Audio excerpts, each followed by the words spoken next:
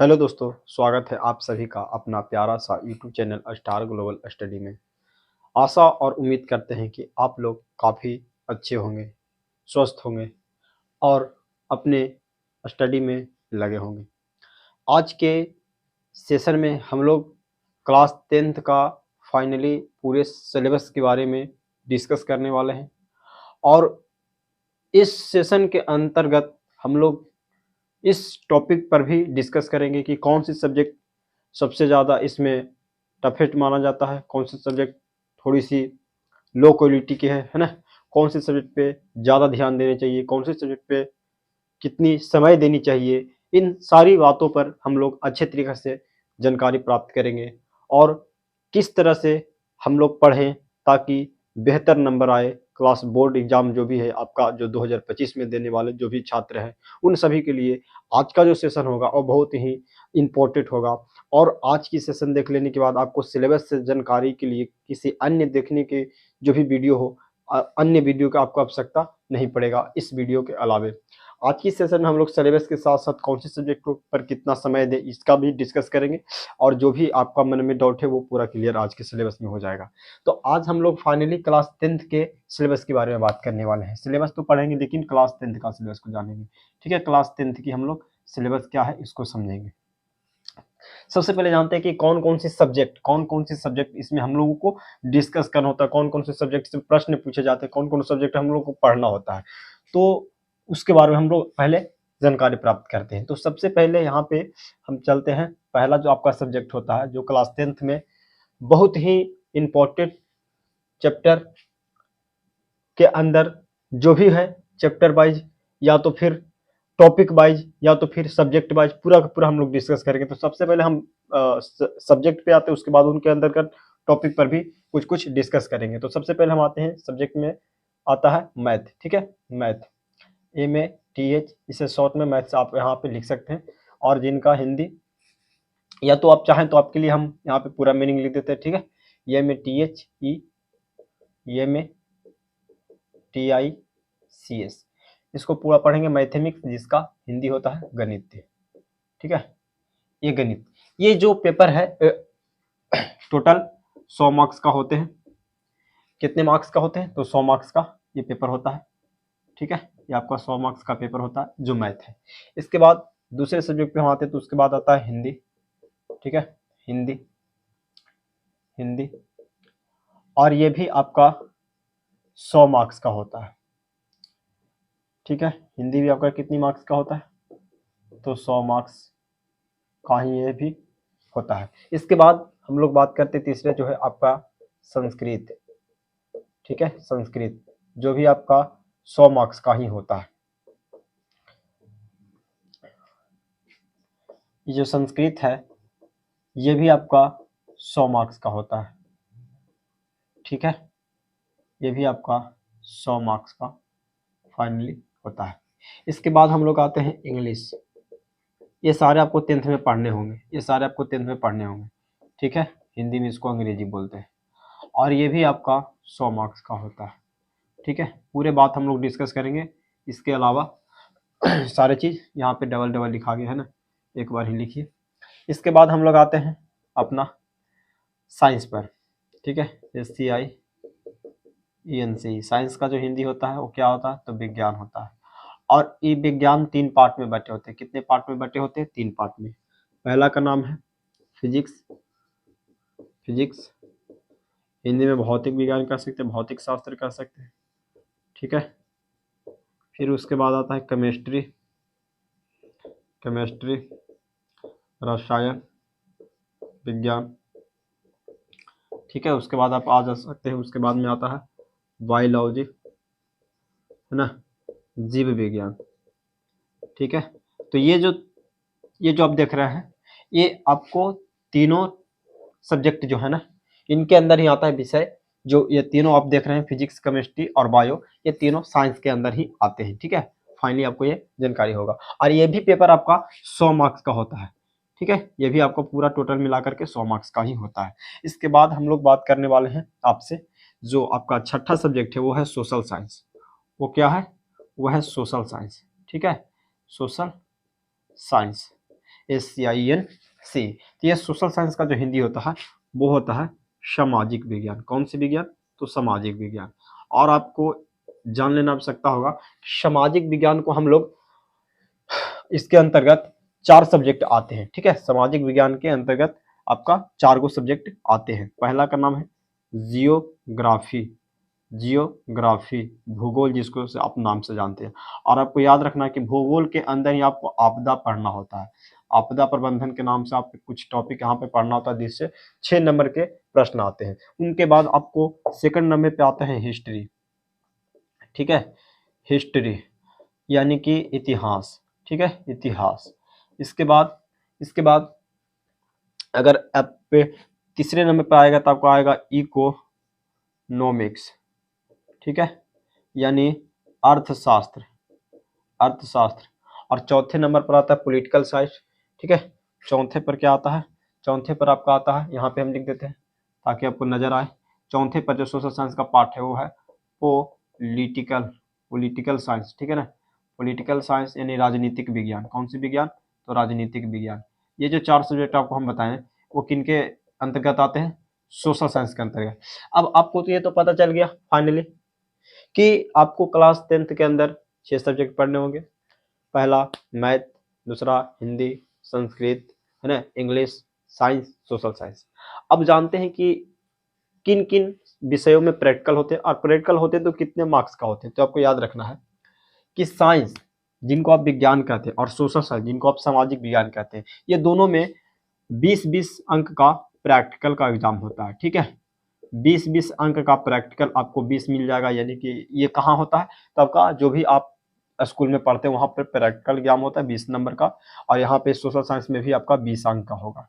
यानी कि फाइनली आप कह सकते हैं कि 20-20 अंक, यानी टोटल की बात करें यहाँ पे तो 40 मार्क्स का आपको क्या हो जाता है?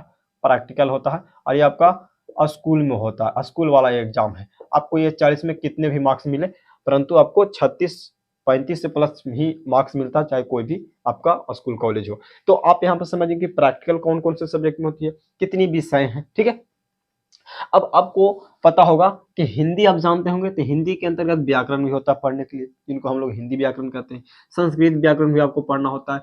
इंग्लिश, जिसको हम लोग इंग्लिश ग्रामर कहते हैं, है ना, इसका भी अंतर्गत व्याकरण आता है ना, जिसको हम लोग ग्रामर के नाम से जानते हैं। तो ये तीनों में आपका व्याकरण पढ़ना होगा। ठीक है, ये तीनों में आपका क्या पढ़ना होता है? तीनों का आपका व्याकरण पढ़ने पड़ेगा। अगर इंग्लिश में बात करें तो ग्रामर आपको पढ़ना ही पढ़ना होगा। ठीक है, ये तीनों सब्जेक्ट में होता है। इसमें भी आपको ग्रामर पढ़ना होगा, इसमें भी, यानी कि हिंदी, संस्कृत, इंग्लिश, ये तीनों में आपका ग्रामर होगा। ठीक है, अब देखिए ये तो आपको इतना चीज पढ़ना था। अब इनके बाद अब आते हैं ऑब्जेक्टिव। ठीक है, ये जो होगा वो पूरा का पूरा रिटन एग्जाम नहीं होगा। ठीक है ना, पूरा के पूरा थियोरिकल नहीं होगा। इसमें पूरा का पूरा जो है ना, अगर बात कर लिया जाए कि अगर हमारे लोग आते हैं कि विज्ञान और सामाजिक विज्ञान, इसमें प्रैक्टिकल भी होता है और फिर आपका थियोरिकल भी होता है। लेकिन अगर बात करें कि इसमें से ऑब्जेक्टिव के, तो ऑब्जेक्टिव आपको याद रखना है कि जो भी यहाँ पे देख रहे हैं, जैसे कि 100 मार्क्स का है, इसका 50% ऑब्जेक्टिव होगा सभी सब्जेक्ट में। ठीक है, इसका भी 50% आपका ऑब्जेक्टिव मिल जाएगा, इसका भी आपको 50%। अगर मान लीजिए कि साइंस आप 70 मार्क्स के सॉरी, यहाँ पे 70 इसलिए कह दें क्योंकि 12th याद है क्या, 80 मार्क्स का यहाँ पे आपका होगा साइंस और सोशल साइंस दोनों का एग्जाम। इसमें आपका 40 मार्क्स का यहाँ पे क्या आ जाएगा? 40 मार्क्स का आपका ऑब्जेक्टिव, और 40 मार्क्स में क्या रहेगा? आपका पूरा थियोरिकल एग्जाम, जो भी आप रिटन एग्जाम देंगे, जिसमें आप लिखेंगे आंसर के, है ना। उस पर अगर ऑब्जेक्टिव बात करें तो सभी में 50% ऑब्जेक्टिव है ना। और आपको 100 नंबर के पेपर यहाँ पे होते हैं। परंतु एक बात जानना है कि यहाँ पे जो आप इंग्लिश देख रहे हैं, यहाँ पे अंग्रेजी जो आप देख रहे हैं, यहाँ पे ये जो अंग्रेजी लिखा हुआ है, इनका मार्क्स आपका मेन मार्क्स में नहीं जुड़ता है। इनका जो है वो मेन मार्क्स में आपका नंबर अंक ऐड नहीं होता है। इसलिए नहीं होता है क्योंकि बिहार सरकार आपको इनका कोई भी वैल्यू 10th क्लास में नहीं दी है, खास करके अंग्रेजी में। यदि आपका किसी कारणवश इसमें से कितना भी नंबर आ जाए, सरकार का इससे कोई मायने नहीं है, लेकिन आपको इससे मतलब रखना है क्योंकि ये काम देती है आगे चल करके। ठीक है जी, तो आपको ये इंग्लिश के लिए आपको याद हो गया कि यानी कि आप अगर 600 एग्जाम दे रहे हैं 600 नंबर के, तो आपको इसमें 100 नंबर से आपको सरकार से कोई मतलब सरकार आपसे नहीं रखती। उसमें 100 में आप जितना लाइए, आपका नंबर बताएगा, उससे कोई मतलब नहीं है। यानी कि आप फाइनली 500 आपके लिए होगा, है ना, ये 100 आपको छट जाता है। तो 500 एग्जाम का फाइनली आप पेपर सेम तरीका से होगा, जितना समय मिलेगा सारा चीज पैटर्न सेम रहेगा, पढ़ना भी सेम रहेगा, परंतु खाली इसका मार्क्स ऐड नहीं होता मेन मार्क्स में, इतना याद रखिएगा।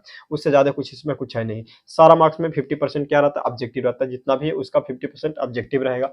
ठीक है, अगर हम बात कर लिया जाए, ठीक है ना, अगर आप कहिएगा कि अब इसका इसके ये तो हम सब्जेक्ट जाने कौन कौन से सब्जेक्ट में प्रैक्टिकल होता है, आप समझिए कि तैयारी किससे करना है, कौन से सब्जेक्ट पे कितना देरी ध्यान देता है हमको 400 450 के लमसम नंबर आए, तो उस वन जो भी नंबर हाईएस्ट है उनको लाने के लिए सिर्फ तैयारी करने से नहीं आता है, उनके लिए कुछ, है ना, स्मार्ट वर्क आप जानते करते होंगे क्या कहते हैं उससे, कैसे कहते हैं, तो वो स्मार्ट वर्क आपको करने पड़ेंगे, तो ये ज़्यादा से ज़्यादा आपको नंबर और आप मार्क्स उठा सकते हैं। और उसका तरीका हम आपको कुछ बताते हैं जो आपको फॉलो करना है फाइनली।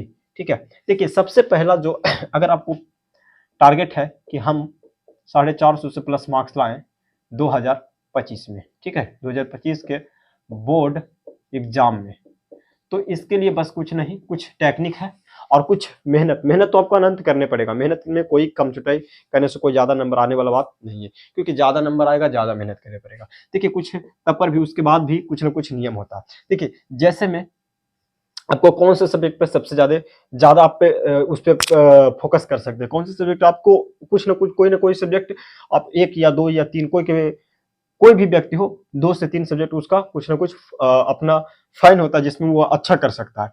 तो जो सब्जेक्ट में आप अच्छा करते हैं वो सब्जेक्ट को तो आपको बहुत बहुत बेहतर होगा, परंतु जो सब्जेक्ट में आप अच्छा नहीं कर रहे हैं, आपका परफॉर्मेंस ठीक नहीं हो रहा है, उन सब्जेक्ट पे थोड़ा सा ज्यादा टाइम देना है। ठीक है, ज्यादा टाइम देना वो सब्जेक्ट पे जो आपको थोड़ा ना थोड़ा बहुत आपका वीकली हो ना, आपका वीक चल रहा हो, यानी कि कमजोर चल रहा हो, जो भी सब्जेक्ट आपका कमजोर हो, और कमजोर सब्जेक्ट पर आपको क्या करना है, सब्जेक्ट पर क्या करना है, ज्यादा टाइम देना है। इससे क्या होगा कि जो भी आपका सब्जेक्ट है ना वो एक लेवल में आ जाएगा। जितने भी आपको 6 सब्जेक्ट है तो एक अगर हम इंग्लिश को हटा दे तो यहाँ पे 5 सब्जेक्ट आ जाएंगे, यानी कि फाइनली आपको 5 सब्जेक्ट को एक नॉर्मल रखना। नॉर्मल कहने का अर्थ ये नहीं कि अगर आपका मैथ बहुत ही बेस्ट तरीका है और साइंस भी आपका बेस्ट है और मान लीजिए कि संस्कृत भी आपका बेस्ट है, ठीक है, ये आपका 3 सब्जेक्ट आपका बहुत ही अच्छा है और इसमें आप काफी बेहतर कर सकते हैं, तो क्या आपका मार्क्स 450 आ जाएगा? कभी नहीं। 400 आ जाएगा? कभी नहीं। क्यों? क्योंकि आपको पता होना चाहिए कि कोई भी सब्जेक्ट आपका 2 और 3 सब्जेक्ट अच्छे रहने से अच्छे मार्क्स नहीं आने वाला है। अगर कोई ऐसा व्यक्ति सोच रहा है तो वो उनका सोचना गलत हो सकते हैं, क्योंकि ऐसा नहीं है। आपको नॉर्मली रहिए, लेकिन प्रत्येक सब्जेक्ट में रहिए, तो आपका बेस्ट मार्क्स आ सकता है। बेस्ट कहने का अर्थ यह है कि आप सभी सब्जेक्ट में देखिए, आपको एक नॉर्मल अगर एवरेज लेकर चले, औसत लेकर चले, तो आपको 400 प्लस लाने के लिए 80 प्लस करने पड़ता है हर एक सब्जेक्ट में। तब आप जाकर के यहाँ से क्या करिएगा, 400 प्लस कीजिएगा, है ना। अगर 80 के रेशियो लेकर चलिएगा तो आप क्या लगता है कि आप 2 सब्जेक्ट में ले लाइएगा 90 तो आपको यहाँ से ज्यादा नंबर आ जाएगा? नहीं आएगा। इससे कहने का अर्थ यह है कि अगर आप तैयारी कर रहे हैं तो सारा सब्जेक्ट नॉर्मली लेकर के चलिए, तब आपका अच्छा परफॉर्मेंस हो सकता है। यानी कि आप कहिएगा कि कौन सा सब्जेक्ट पर कितना समय दें ताकि हमारा सारा सब्जेक्ट नॉर्मली सुधर जाए। देखिए हम तो बताएंगे, लेकिन आपके हिसाब से भी कुछ ना कुछ टाइम और शेड्यूल होना चाहिए, है ना। जैसे मान लीजिए कि हम उस व्यक्ति के लिए सजेशन दे रहे हैं जो हमारे हिसाब से होगा। जैसे हम कह रहे हैं कि कोई व्यक्ति मैथ पढ़ाता है और वो बेचारा जो भी हो मैथ में थोड़ा सा वीक है, ठीक है, ज्यादा वीक नहीं है, नॉर्मली है, तो उसको कम से कम 1 घंटा में, है ना, सेल्फ स्टडी सिर्फ मैथ पर 2 घंटा देना है। ठीक है जी, 2 घंटा देना है मात्र। ऐसा आप करते रहिए जब तक आपका बोर्ड एग्जाम ना हो। हम 95 से उस व्यक्ति से हम चैलेंज कर सकते हैं उस व्यक्ति से कि वो 95 लाएगा। क्यों? क्योंकि हम उससे बस कुछ नहीं कहें कि बस मैथ पर प्रतिदिन 2 घंटा अपना सेल्फ स्टडी देना है, ठीक है, प्रैक्टिस करना है, बस कुछ नहीं। जो भी स्कूल कॉलेज नजदीकी जाते हैं, जो भी क्लास करते हैं, वहां पे आपको 2 घंटा इसको क्या करना है, प्रैक्टिस करना है। तो आपको करना है, कब तक करना है? जब तक आपका बोर्ड का एग्जाम खत्म ना हो जाए, बोर्ड एग्जाम आप दे ना दे, तब तक आपको ये काम करना पड़ेगा। क्यों? क्योंकि मैथ एक ऐसा सब्जेक्ट है जब अगर आप एक बार पढ़ लिए, दोबारा उसको प्रैक्टिस नहीं करिएगा, भूल जाइएगा। तो आपको ये भूलना नहीं है, ठीक है। अच्छा, ज्यादा ज्यादा इसमें ओवर कॉन्फिडेंस नहीं है, बस मात्र 2 घंटा रोज इस पे समय दीजिए, है ना। आज जिसका मैथ बहुत ही काफी अच्छा है, तब पर भी आपको 1 घंटा तो देना ही पड़ेगा। अगर इससे कम दे रहे हैं तो आपको शायद ही आगे जाकर के दिक्कत हो सकता है ना, क्योंकि पीछे जो 2024 में मैथ का कुछ ज्यादा ही एवरेज पूछ दिया था क्वेश्चन, जो नॉर्मली स्टूडेंट था उसके लिए संकट का विषय बन गया था, है ना, मैथ खास करके। सेकंड सीटिंग का तो सबसे ज़्यादा। तो इसके लिए आपको थोड़ा सा स्ट्रॉन्ग रहना है। तो आपको कम से कम, अगर ज़्यादा आप एवरेज है मैथ में तो 1 घंटा दीजिए, अगर थोड़ा सा भी नॉर्मली है तो आपको 2 घंटा देना ही देना है, ठीक है? फिर आगे जाकर के मैथ आपका बेस्ट सब्जेक्ट भी बनेगा और अच्छा भी होगा। उसके बाद हम बात कर लें साइंस की, ठीक है ना? क्योंकि ये भी कोई कम सब्जेक्ट नहीं है, नहीं माना जाता है, क्योंकि इससे भी थोड़ा-सा है, ये भी थोड़ा-सा है ना? कह सकते हैं थोड़ा-सा है, ज़्यादा नहीं है। लेकिन इस पे आपको क्या करना, तो नॉर्मली 1 दिन में 1 घंटा, 1 घंटा में फिजिक्स भी, केमिस्ट्री भी, बायो भी, मात्र 20 से 25 मिनट रोज़ खाली रीड कीजिए, ठीक है? जो भी पढ़ाया जाए स्कूल कोचिंग में, बस उसको एक बार प्रैक्टिस कीजिए। जो भी चीज़ न्यूमेरिकल टाइप से हो, फार्मूला टाइप से हो, तो उसको लिखिए, याद मत कीजिए, लिखिए। 2 बार 4 बार लिखिए, आपको लिखने से कॉन्सेप्ट क्लियर होगा, ये बात को भरोसा रखना आपको, ठीक है? साइंस के लिए आपको 1 घंटा में तीनों सब्जेक्ट पर देना है, ज़्यादा नहीं देना, क्योंकि साइंस से भाई 6 से 18 गो चैप्टर आपको 1 साल में पढ़ना, आप अच्छे तरीके से रद्दी-बुद्दी कर दीजिएगा, कोई टेंशन लेने की बात नहीं है। इसके बाद आता है आपका हिंदी, ठीक है? आपका लैंग्वेज सब्जेक्ट है, जो आप तनिकों से पढ़ते आ रहे हैं, हिंदी है। इसमें तो नंबर लुटा हुआ रहता है। अगर आप इस पे सबसे बढ़िया से है कि व्याकरण आप ध्यान दे देंगे, तो आपका 50 से 55 नंबर, आप 55 ऑब्जेक्टिव ऐसे ही ठोक दीजिएगा, 50 बनाना ही रहेगा।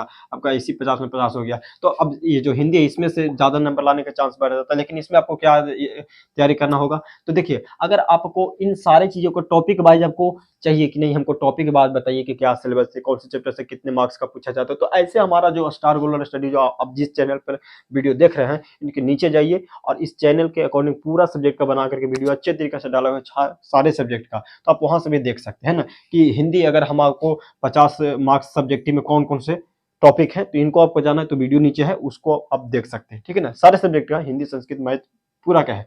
तो आप यहाँ से, इसके बाद आता है संस्कृत के, तो एसएन, एसकेआरआईटी, है ना? संस्कृत, तो सोचता है कि संस्कृत का ऑब्जेक्टिव कैसे बनेगा, ये सारा कंटेंट आपको पढ़ा करके वीडियो पर अपलोड है, ये देख सकते हैं, ठीक है ना? संस्कृत भी एक ऐसा विषय है जिस पे ज़्यादा नहीं, कुछ नहीं, यानी कि देखिए नॉर्मली हम लेकर के चले ना, तो आपको ये भी आपको मन में प्रश्न चल रहा होगा कि चलिए छोड़िए वो सब हटाइए, टोटल हमको कितना देरी, 24 घंटा में, 1 दिन में हमको कितना स्टडी करना, अगर हमको बेस्ट नंबर लाने, 450 400 प्लस मार्क्स लाने, तो उसके लिए हमको कितना, 1 दिन में खुद पर कोचिंग, स्कूल, है ना, खाना-पीना सारी चीज़ छोड़कर सिर्फ खाली सेल्फ स्टडी पे कितना टाइम देना होगा। देखिए, सिर्फ हम कहें तो सेल्फ स्टडी पर, है ना, सेल्फ स्टडी पर आपको कम से कम 1 डे में, है ना, 1 डे में, 1 डे में कम से कम 1 डे में 24 हॉर्स होता है, 24 घंटा होता है, तो आपको कम से कम, है ना, अपने पे, खुद पे 5 घंटा देना होगा, ठीक है? 5 घंटा देना होगा। और वो कौन-सा व्यक्ति है जो 5 घंटा दे पाएँगे? ढेर कहेंगे कि देखिए 5 घंटा हम अगर कि क्या कहें, तो 5 दिन अगर हम सेल्फ स्टडी पे दें, तो हमको उसमें कोचिंग भी जाना है, स्कूल भी जाना है। तो भाई मेरे, अगर आप अच्छे मार्क्स लाने पड़ते हैं ना, तो आपको थोड़ा-सा भी तो मेहनत तो करना ही पड़ेगा। अब बताइए, आपका 6 गो सब्जेक्ट है, ठीक है ना? 1 सब्जेक्ट माइनस कर देते हैं, इंग्लिश का हटाइए, अगर आप उसको नहीं वैल्यू देते हैं तो, लेकिन वैल्यू आपको देना है, क्योंकि ये फिर आगे जाके आपको भी वैल्यू नहीं देगा। तो ये 5 सब्जेक्ट आपको कवर करना है, और 5 सब्जेक्ट बहुत ज़्यादा पढ़ना है ना, 10th में बहुत ज़्यादा है। आपको लग रहा होगा छोटा, तो ऐसा नहीं है बहुत ज़्यादा है। एक साल के भरपूर सिलेबस है। तो अगर आप, हम क्या बोले कि अगर आपको 450 प्लस लाना है या 400 प्लस लाना है, तब ये करना है। अगर आपको फर्स्ट डिवीज़न लाना है, 330, 302, 305 ऐसे लाना है, तो फिर आपका, समझ रहे हैं ना, आप बहुत आसान कर सकते हैं, क्योंकि आपका 50% ऑब्जेक्टिव है, तो आप ला सकते हैं। अगर आपको बढ़िया मार्क्स लाने हैं, क्योंकि अब 300, 350 का कोई वैल्यू नहीं रह गया मार्केट में, अब ज़्यादा के नंबर की भी वैल्यू नहीं है, परंतु एक मार्कशीट जो आपका आएगा, वो आपका बहुत ही देखने योग्य होगा, थोड़ा-सा सहज महसूस होगा अपने स्टडी पे। तो आपको क्या करना है ना, कि कम से कम 1 डे आपको 5 घंटा, है ना? अगर नॉर्मली 5 घंटा आप अगर सेल्फ स्टडी अभी से देते जाते हैं ना, तो हम कहते हैं कि आपको बोर्ड एग्ज़ाम में 450 प्लस लाने से कोई नहीं रोक सकता। आप कहिएगा कि क्यों? क्योंकि देखिए, बहुत सारे व्यक्ति होते हैं जो 6 घंटा, है ना, और ऑफलाइन क्लास कर रहे हैं या ऑनलाइन क्लास कर रहे हैं, और अपना खुद पे कुछ मेहनत ही नहीं कर रहे हैं। देखिए मेरे दोस्त, अगर आप खुद पे मेहनत मत कीजिएगा, अगर आप नहीं कर रहे हैं, कुछ नहीं कर रहे हैं, बस खाली क्लास देख रहे हैं, नोट्स बना रहे हैं ना, नोट्स बनाते जा रहे हैं, देख रहे हैं, क्लास देख रहे हैं, रेगुलर स्कूल कोचिंग जा रहे हैं, परंतु अपना खुद पे जो आपको मेहनत करना चाहिए था, वो आप नहीं कर रहे हैं। नोट्स बनाकर कॉपी भर दिए, किताब पूरा रंग दिए,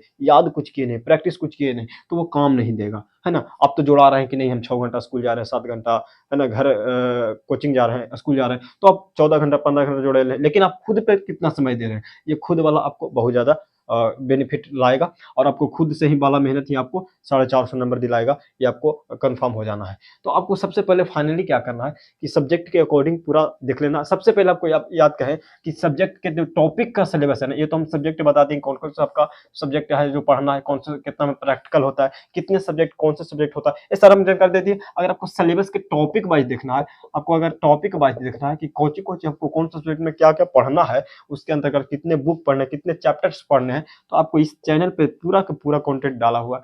अगर आप इच्छुक हैं, देखना चाहते हैं, आप भी चाहते हैं कि नहीं हम भी सभी की तरह मेहनत नहीं करें, कुछ स्मार्ट तरीके से करें, तो वह है आपका सिलेबस जानिए, पैटर्न जानिए, कैसे तैयारी करें, पूरा इसमें हम चर्चा कर चुके। तो मिलेंगे आपसे अगले सेशन में, तब तक के लिए धन्यवाद।